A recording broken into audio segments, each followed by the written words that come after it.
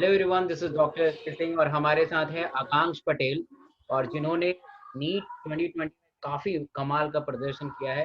639 639 इनके मार्क्स है और इनसे जानेंगे कि क्या बेहतर मतलब कि गाइडेंस मिल सकता है ताकि आप भी बेहतर मार्क्स लेके आए।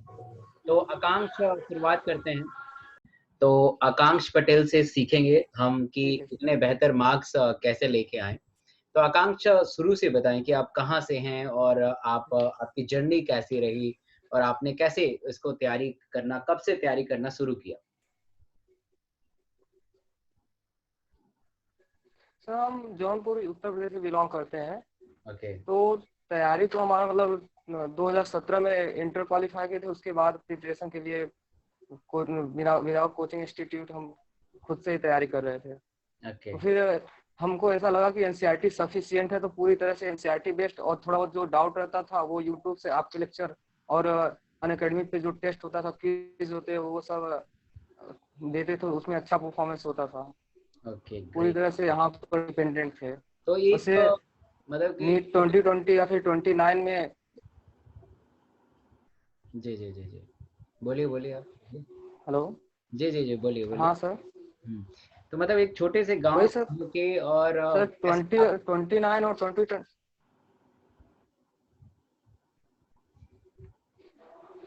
जो भी एग्जाम हुए इन 2 सालों में, तो पूरा का पूरा जो पैटर्न फॉलो हुआ तो एनसीईआरटी फॉलो हुआ है। हम्म। तो इस तरह अगर हम अच्छा स्कोर करना चाहते हैं तो पूरी तरह से एनसीईआरटी डिपेंडेंट रहेंगे तो एक बेस्ट स्कोर हो सकता है। ओके। और एनसीईआरटी सफिशिएंट है नीट क्वालिफाई करने के लिए। ग्रेट।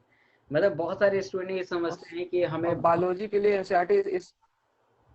जी, बहुत सारे स्टूडेंट समझते हैं कि हम्म। हमें बहुत बड़ी-बड़ी बुक को पढ़ना चाहिए, चाहे बायोलॉजी है, उसमें ट्रूमैन सब पता नहीं तरह-तरह के मॉड्यूल्स अवेलेबल हैं या फिजिक्स में। बट आप कह रहे हैं कि सिर्फ अगर एनसीईआरटी पढ़ा जाए तो काम हो सकता है। हम्म। ओके। यस सर, बड़ी बड़ी कोचिंगों से या फिर इनसे कोई मतलब नहीं है। अगर पूरी तरह से हम एनसीईआरटी पर डिपेंडेंट रहेंगे, उसका जो प्रीवियस ईयर क्वेश्चंस है ये सबको लगाएंगे, और जितने एक बार, जैसे बहुत लोग होते हैं एक ही बार लगाते हैं क्वेश्चंस, ऐसा नहीं करना चाहिए। हुँ, हमको अगर बार बार उस चीज को प्रैक्टिस करें तो फिर हमारी जो वीकनेस है वो सामने आती है। जो छोटी छोटी वीकनेस ओके,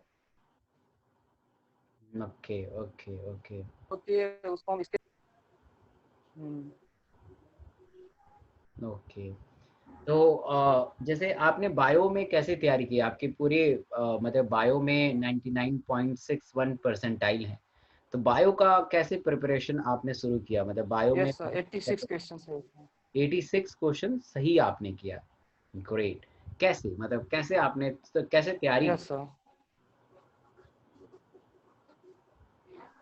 तो बायोलॉजी के लिए हमको तो वो एनसीईआरटी सफिशिएंट था। उसमें जो चीज इम्पोर्टेंट लगता था, जो अदर जैसे प्रीवियस ईयर में जो हम प्रीवियस ईयर लगाते थे, जो भी वहां से इम्पोर्टेंट लगता उसको उसी जगह पर नोट्स कर लेते थे। मतलब कोई अदर से नोट्स नहीं बनाते थे, वही एनसीईआरटी को ही अपनी नोट्स बनाते थे। तो ओके, जो मतलब भी कि चीज आप हाईलाइट एनसीईआरटी करके में ही वहीं पे लिख पढ़ते देते थे थे? बार बार। यस सर, वहीं पर लिख देते थे जिस जगह से, या फिर जैसे टेस्ट दे रहे थे अनअकैडमी का टेस्ट, क्विज देते थे, जो चीज गलती होती थी, जिस क्वेश्चन में गलती होती थी उस क्वेश्चन को वहीं पर लिख देते थे कि हाँ ये मैंने गलत किया था। ओके। इससे वो दोबारा रिवीजन करने में तो आसानी होती थी और वो क्वेश्चन भी याद हो जाता था। बहुत बढ़िया आपने ये बात कही। बहुत सारे बच्चे कहते हैं कि उनको एक सेपरेट से नोटबुक बनाना चाहिए और फिर उस नोटबुक में तरह-तरह के स्टडी मटेरियल को इकट्ठा करना चाहिए। बट आपने अपने एनसीईआरटी को एक नोट्स की तरह एक्ट किया और उसे ट्रीट किया और उसी में जो भी एक्स्ट्रा इन्फॉर्मेशन आता था, वो आप उसी में लिख यस सर। देते थे ताकि एंड टाइम में उसको रिवाइज़ करना उसी में बहुत ही आसान हो जाता था। बहुत ही बेहतर आपने कंसेप्ट बताया। अच्छा, आसान। जैसे लॉकडाउन की स्थिति में बहुत सारे बच्चे के यस सर। मानसिक संतुलन भी डेविएट हो गया था और लगातार एग्ज़ाम बढ़ता हम्म। रहता था। तो उस समय मतलब जैसे मैं अनअकैडमी पे फ्री क्लासेस लेता था और आज भी मैं लेता हूँ सुबह 10 से 11 यस सर। बजे, 8 से 9 बजे। ये टोटली फ्री है, हर स्टूडेंट के लिए फ्री है। तो आपको ये अनअकैडमी का हम्म। जो फ्री क्लासेस है, कितना मददगार साबित हुआ? वो सर बहुत अच्छा लगा, क्योंकि जो उसमें आप पढ़ाते थे बायोलॉजी का जो थोड़ा अच्छा टॉपिक था, उसको वहीं पे वही बताया आपको। एनसीईआरटी में आपके भी जो चीज अच्छे लगते थे उसको वहीं पे नोट्स कर लेते थे। वो सब बहुत हेल्पफुल है मेरे लिए हुए इधर लॉकडाउन के बीच में। Okay okay great. तो मतलब आने वाले एस्पिरेंट को आप कैसे बताएंगे कि आपको बायो में आपके जैसे मार्क्स लेके आने हैं, तो कैसे उनको क्या सजेस्ट करेंगे? हम तो सर यही कहेंगे कि बायो हो, केमिस्ट्री हो या फिजिक्स हो, तीनों सब्जेक्ट के लिए आप पूरी तरह से बस एनसीईआरटी अच्छा मार्क्स स्कोर कर सकते हैं। 650 प्लस तो आराम से कर सकते हैं। बस क्या होता है, एक मेंटल बैलेंस भी बनाकर रखना होता है, क्योंकि इधर लॉकडाउन के बीच सभी लोग का मेंटल बैलेंस गड़बड़ा गया था, जिस वजह से थोड़ा वो सब भी हुआ है। हम्म। तो पूरी तरह से अगर एनसीईआरटी, उसके बाद वहीं पर जो भी गलतियां हो रही है, जैसे कोई भी टेस्ट दे रहे हैं कि टेस्ट में जो क्वेश्चन गलत हो रहा है तो उस क्वेश्चन को वहीं पे लिख दे कि हाँ ये क्वेश्चन हमने रॉन्ग किया है, जिससे दोबारा हमको लगे कि हाँ ये क्वेश्चन गलत नहीं होना चाहिए। Okay okay. तो आपके फिजिक्स में भी मार्क्स काफ़ी अच्छे हैं, मतलब 99.65 परसेंटाइल हैं। कैसे आप यस सर। फिजिक्स में इतना अच्छा सब। स्कोर? यस।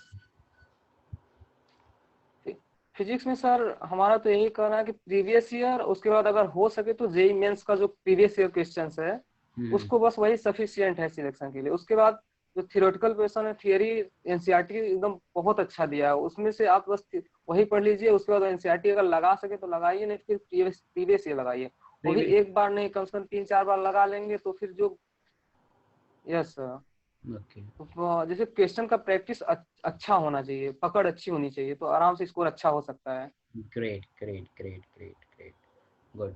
और केमिस्ट्री के लिए बहुत सारे बच्चे हम्म। ऐसे कंफ्यूज रहते हैं कि उनको इनऑर्गेनिक, ऑर्गेनिक और फिजिकल के लिए अलग अलग टीचर, अलग अलग बुक और इतना समय देना चाहिए। क्या लगता है कि ये अलग अलग टीचर, अलग अलग बुक और ये सब चीज़ देना चाहिए, या सिर्फ एनसीईआरटी पढ़ लिया जाए तो काम हो सकता है? हम्म। यस, एनसीईआरटी अगर पढ़ लिया तो बहुत अच्छा हो सकता है। काम हो तो वो तो आसान हो जाएगा, हम्म। क्योंकि जो क्वेश्चंस देख रहे हैं तो पूरी तरह से इस साल ये 42-43 क्वेश्चन एकदम जस्ट एनसीईआरटी से उठाया हुआ है, तो एनसीईआरटी के बाहर हम लोगों को जाने की जरूरत नहीं है। हाँ, हम्म। फिजिकल में जो होता है थोड़ा बहुत न्यूमेरिकल्स जो पूछते हैं, वो भी 5-6 क्वेश्चन न्यूमेरिकल्स होता है, वो भी आसान टाइप को, वो भी एनसीईआरटी के फॉर्मूले से आपका कवर हो जाता है। तो फिर राइट। हमारा तो ये कहना है सर, एनसीईआरटी से अगर आप कवर कर ले रहे हैं अच्छे से, तो किसी भी अदर बुक या फिर कहीं भी साइड बुक कोई जरूरत नहीं पड़ती है। Great great great great. अच्छा आकांक्ष, एक चीज़ मैं आपसे पूछना चाहता हूँ, क्योंकि आप सब मतलब आप ड्रॉप आउट हैं और ये सब चीज़ों को मेंटेन किया है। तो क्या मतलब कि कोई स्टूडेंट अगर ड्रॉप करता है, सेकेंड ईयर ड्रॉप या थर्ड ईयर ड्रॉप या फर्स्ट ईयर ड्रॉप, तो उसको कैसे मानसिक संतुलन को एक मेंटेन रखना चाहिए? क्योंकि हमारा जो विचार है वो भटकता रहता है, ऐसा लगता है कि पता नहीं होगा या नहीं होगा। तो उस अवस्था में किसी स्टूडेंट को एक मानसिक संतुलन में कैसे रखना है, अपने लक्ष्य की प्राप्ति के लिए कैसे वो सोच सकता है?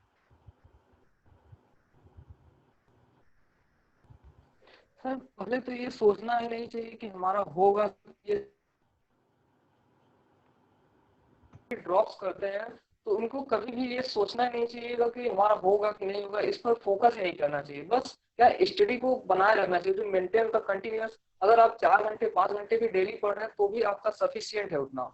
तो अगर कोचिंग के अलावा 4 घंटे 5 घंटे घर पे पढ़ रहे हैं तो वो सफिशियंट है।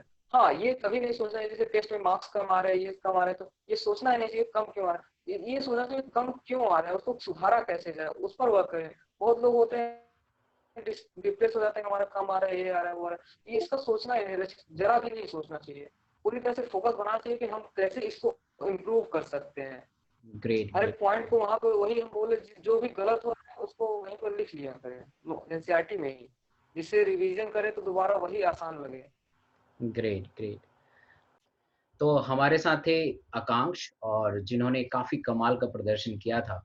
और थोड़े से गांव के स्टूडेंट हैं, तो वहाँ पे नेटवर्क का इशू रहता ही है, क्योंकि हमारा भारत महान है। बट इनसे मैं एक नटशेल में बात करूँ, ये मेरे रेगुलर स्टूडेंट रहे थे अन अकेडमी के फ्री क्लासेस में। और इन्होंने फ्री क्लासेस में रह के और इतना कमाल का प्रदर्शन किया है। तो मैं आप सबसे रिक्वेस्ट करना चाहता हूँ कि देखिए, सिलेक्शन के लिए आपको पैसे की ज़रूरत नहीं है। अगर कोई भी लक्ष्य को प्राप्त करना है तो उसके लिए पैसे की ज़रूरत नहीं पड़ती है।